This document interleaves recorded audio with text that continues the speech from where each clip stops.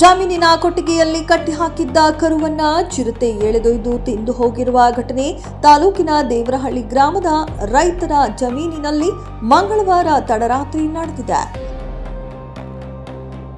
ಗ್ರಾಮದ ರೈತ ರಾಜಪ್ಪ ಅವರಿಗೆ ಸೇರಿದ ಕರುವನ್ನ ಕೊಟ್ಟಿಗೆಯಿಂದ ಎಳೆದೊಯ್ದ ಚಿರತೆ ಅರ್ಧ ದೇಹವನ್ನ ಭಕ್ಷಿಸಿದೆ. ಬಂಡೀಪುರ ಹುಲಿ ಸಂರಕ್ಷಿತ ಪ್ರದೇಶದ ಗೋಪಾಲಸ್ವಾಮಿ ಬೆಟ್ಟ ವಲಯದಲ್ಲಿ ಘಟನೆ ನಡೆದಿದ್ದು, ಚಿರತೆ ಉಪಟಳದಿಂದ ರೈತರು ಹೈರಾಣಾಗಿ ಹೋಗಿದ್ದಾರೆ. ಶೆಡ್ಡಿನ ಸುತ್ತಲೂ ಅಳವಡಿಸಿದ್ದ ಶೀಟ್ ಜಖಂಗೊಳಿಸಿ ಒಳ ಪ್ರವೇಶಿಸಿದ ಚಿರತೆ ಕರುವನ್ನ ಎಳೆದೊಯ್ದಿದೆ. ನಿರಂತರ ವ್ಯಾಘ್ರ ಉಪಟಳಕ್ಕೆ ಬೇಸತ್ತಿರುವ ರೈತರು ಜಮೀನುಗಳಿಗೆ ಹೋಗಲು ಭಯಪಡುವ ಸ್ಥಿತಿ ನಿರ್ಮಾಣವಾಗಿದೆ ಎಂದು ಗ್ರಾಮಸ್ಥರು ಆತಂಕ ವ್ಯಕ್ತಪಡಿಸಿದ್ದಾರೆ.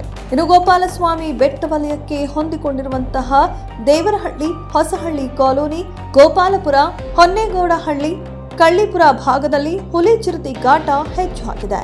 ಮೃಗಗಳ ನಿರಂತರ ದಾಳಿಗೆ ರೈತರು, ಜನಸಾಮಾನ್ಯರು ಹೈರಾಣಾಗಿ ಹೋಗಿದ್ದು, ವನ್ಯಜೀವಿಗಳ ಉಪಟಳಕ್ಕೆ ಕಡಿವಾಣ ಹಾಕುವಂತೆ ಗ್ರಾಮಸ್ಥರು ಒತ್ತಾಯಿಸಿದ್ದಾರೆ.